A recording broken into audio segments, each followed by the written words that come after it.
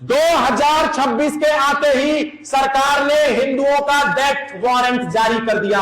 Promotion of equity in higher education institute regulation यानी UGC का university grant commission 2026 एक कानून सरकार ले आई।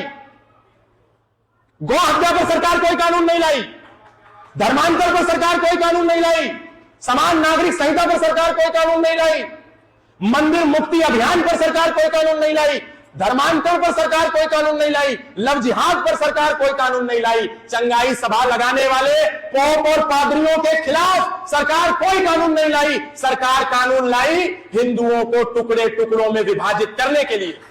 और ये यूजीसी का 2026 का एक्ट वही है। पहले एक कानून था एससी एसटी एक्ट, जो हिंदुओं में और एससी एसटी समुदाय में, एससी एसटी जो हिंदू ही है, हिंदू से अलग नहीं है, लेकिन हिंदुओं को अलग करने के लिए एससी एसटी से एक कानून बना दिया। उसका परिणाम यह हुआ कि हिंदू समाज में एससी और एसटी निकल करके कहने लगे कि हमको यदि किसी ने किसी कारण से भी कुछ कहा और नहीं भी कुछ कहा, लेकिन अगर हम उससे नाराज हो जाएंगे, हमें खुंदक निकालनी होगी, किसी और विषय पे हमको बदला लेना होगा, तो एससी और एसटी को आधार बना करके हम जर्नल लोगों को, ब्राह्मणों को, क्षत्रियों को, वैश्यों को हम जेल की सलाखों के पीछे झूठा आरोप लगा करके भेज सकते हैं। उसी काम को पुनः दोहराया गया। एससी एसटी और ओबीसी को हिंदुओं से अलग खड़ा करके उसके विरोध में खड़ा कर दिया। यानी अब किसी भी विश्वविद्यालय में, किसी भी इंस्टीट्यूट में भाई साहब कह रहे हैं एससी एसटी के लोग बैठे हैं, तो क्या एससी एसटी के लोग हिंदू नहीं है क्या? अरे एससी एसटी के लोग तो ज्यादा हिंदू हैं, क्योंकि जब जब हिंदुओं पर आंच आई तो एससी एसटी ने बचाया। बिजनेसमैन ने पैसा दिया, क्षत्रियों ने लड़ाइयां लड़ी, लेकिन एससी एसटी के लोग वॉरियर बनकर के खड़े हुए थे। आज हमको लगता है कि एससी एसटी के लोग नाराज ना हो जाएं। कोई नाराज होने वाला नहीं है। वही नाराज होने वाला है जिसको झूठी राजनीति की रोटियां सेकनी है। एससी एसटी को तो जानबूझ करके हिंदुओं से लड़ाने के लिए ये झूठे कानून बनाए जा रहे हैं। सरकार लड़ाना चाहती है,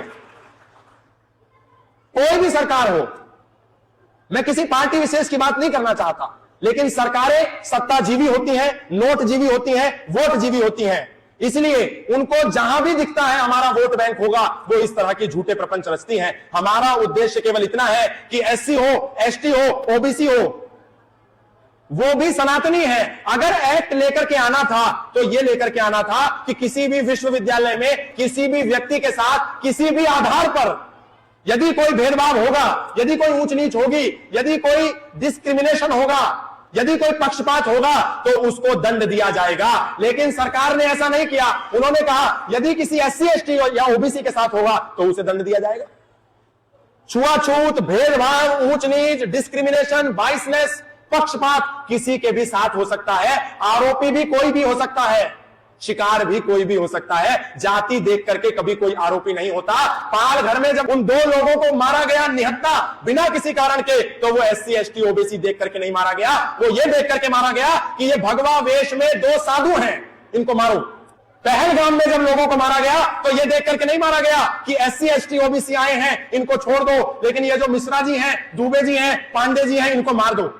नहीं, शत्रु संगठित है और हमें सरकारें लड़ाने का काम करती हैं। उसी लड़ाई को और प्रबलता देने के लिए सरकार ने यह काला कानून लेकर के आया, यूजीसी का फर्जी एक्ट। आज यदि हमने इसको विरोध नहीं किया, सरकार कानून लाए लेकिन यह ना करे हिंदुओं को आपस में विभाजित ना करे, हिंदुओं को आपस में ना तोड़े, एससी हो, एसटी हो, ओबीसी हो, ये कभी नहीं कहते कि हम हिंदू नहीं हैं। संत रविदास का चित्र लगा है। संत रविदास एसटी, एससी, ओबीसी और समस्त हिंदू समाज के हीरो नहीं थे क्या? सबके हीरो थे। लेकिन आज बहुत सी ऐसी घटनाएं हमारे सामने हो जाती हैं, हमको नहीं पता चलता। और जब हमें नहीं पता चलता, हम सोते रहते हैं, तो यही छोटे छोटे कानून एक बहुत बड़ा रूप ले लेते हैं। उदाहरण के लिए इस देश में एक कानून आया, प्लेस ऑफ वर्शिप एक्ट।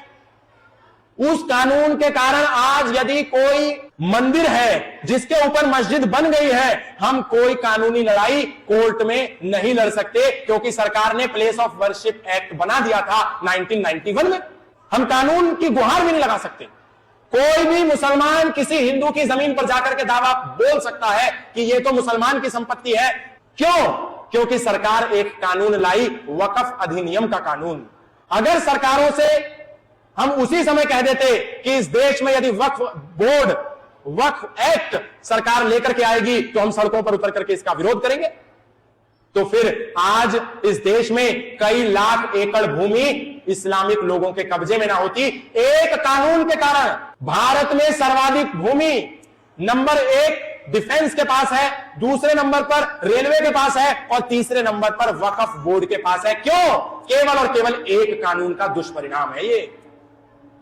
इस देश में माइनॉरिटी एक्ट आया, हम सोते रहे, एक छोटा सा कानून, लेकिन उस एक कानून के कारण सनातन धर्म के 3 अभिन्न अंग सनातन से अलग हो गए, एक जैन, एक बौद्ध और एक सिख।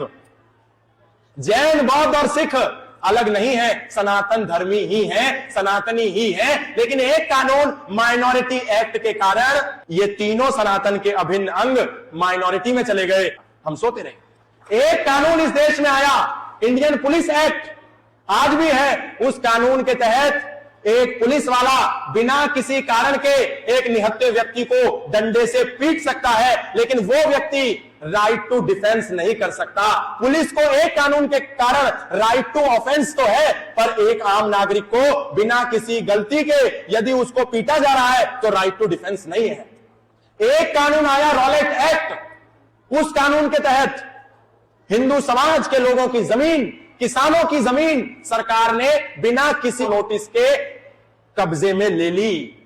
एक छोटा सा कानून। एक कानून आया, इंडियन एजुकेशन एक्ट 1835, हिंदू समाज सोता रहा। एक कानून के तहत भारत के जितने गुरुकुल थे, जितने शिक्षा व्यवस्था के, भारतीय शिक्षा के संस्थान थे, एक इंडियन एजुकेशन का एक्ट के तहत उन सारे भारतीय शिक्षा व्यवस्था के केंद्रों को अवैध घोषित करके उनको बंद कर दिया गया और उनके स्थान पर वैकल्पिक रूप में मिशनरी स्कूलों की स्थापना कर दी गई। एक छोटा सा कानून। यानी हमको क्या चाहिए? मां अपने बच्चे को तब तक दूध नहीं पिलाती जब तक बच्चा रोता नहीं है। जब सरकारों से हम मांग ही नहीं करेंगे, हमको क्या चाहिए? तो सरकारों से जो मांग करेगा, जैसी मांग करेगा, सरकारें उसको वैसा ही देंगी। जो हम डिमांड करेंगे वो सरकार देगी, लेकिन डिमांड तो करें। हिंदू समाज सरकार से कहे तो सही, सामूहिक रूप से एकता के साथ, कि भारत में गौ हत्या पर पूर्ण प्रतिबंध करो, भारत में घुसपैठ को अपराध घोषित करो, भारत में किसी पर झूठा आरोप लगाना एक जघन्य अपराध घोषित होना चाहिए, क्राइम घोषित होना चाहिए। भारत में लव जिहाद करना एक अपराध है। भारत में किसी को लालच देकर के ईसाई बनाना अगर एक अपराध की श्रेणी में आ जाएगा, कानून के तहत उसे सजा का प्रावधान होगा, तो कोई ईसाई मिशनरी भारत में किसी को चंगाई सभा लगा करके क्रिश्चियन नहीं बना सकता। लेकिन इसकी सरकार से मांग कौन करेगा? हिंदू समाज को करनी पड़ेगी। तो हमको मुखर होकर के, एकजुट होकर के, संगठित होकर के मांग करनी चाहिए कि हिंदू हिंदू, भाई भाई, जातिवाद की खत्म लड़ाई। सरकार मंच पर आकर के ना कहे वोट के लिए कि बटेंगे तो कटेंगे, लेकिन जब कानून बनाने की बात आए तो कह दे एससी अलग है, एसटी अलग है, ओबीसी अलग है। ये झूठ मत बोले, क्योंकि हम बचेंगे, एकजुट रहेंगे, एक रहेंगे तो ही सेफ रहेंगे। हिंदू सो रहा है, कुंभकर्ण भी उठ गया जब उसको पता चला मर्यादा पुरुषोत्तम श्री राम 50 किलोमीटर का पुल बांध करके लंका में घुस आए हैं।